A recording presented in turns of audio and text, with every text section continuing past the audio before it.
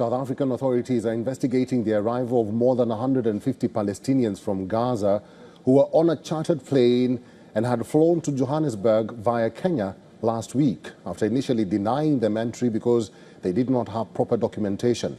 South Africa's Home Affairs finally granted the Palestinians 90-day visa exemption. Our correspondent, Carlden Ongmu, has more details.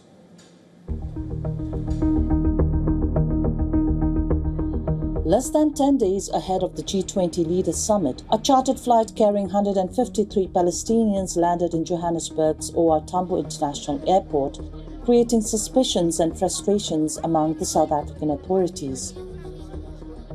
Many questioned the timing of the incident and believe that this could be the deliberate doing of the Israeli government. South Africa's International Affairs Minister said that the incident does look like it represents a broader agenda. We are suspicious as the South African government about the circumstances surrounding the arrival of the plane and the passengers that were in the plane. And this matter is a subject of investigation.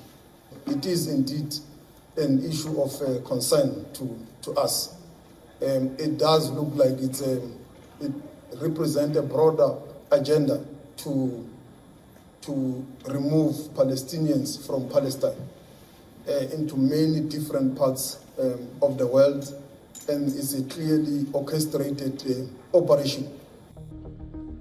After the Palestinians landed at OR Tambo International Airport, it caught much media attention because the passengers were not allowed to deboard from the aircraft for 12 hours, causing frustrations and anger. However, after 12 hours of ordeal, 150 Palestinians were granted a 90-day visa exemption. South African President Cyril Ramaphosa said they cannot be returned back on humanitarian grounds.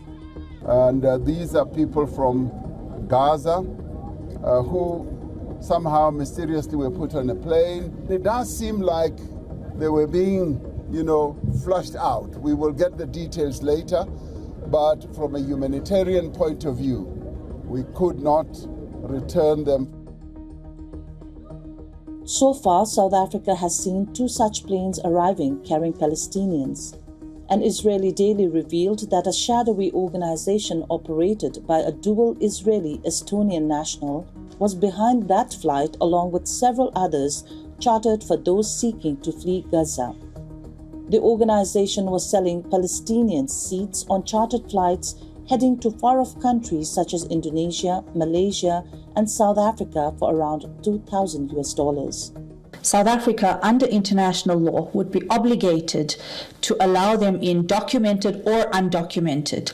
And this would mean that they would be issued with a Section 22 form, which would allow for them to then apply for asylum in South Africa and legally be allowed to stay in South Africa. Without that, if they had asked for visitation, this is where the question arises as to whether their documentation was adequate enough. Israel's Prime Minister Benjamin Netanyahu has previously repeatedly spoken about resettling Palestinians from Gaza voluntarily, a move that has been criticized by Palestinians, human rights groups, and many in the international community. South Africa has said it does not want to receive any more chartered flights carrying Palestinians days after the controversial arrival of 153 passengers from Gaza in the country. Authorities have said investigations are ongoing and many aspects of their arrival remain unclear and disputed. South Africa is just days away from hosting leaders from G20 countries, and many suspect the timing of the arrival of these planes. Some say this could be Israel's way of trying to distract South Africa from hosting a successful G20 Leaders Summit, which is scheduled for the coming weekend. This is Carlden Ongmu from Johannesburg, South Africa for WION World is One.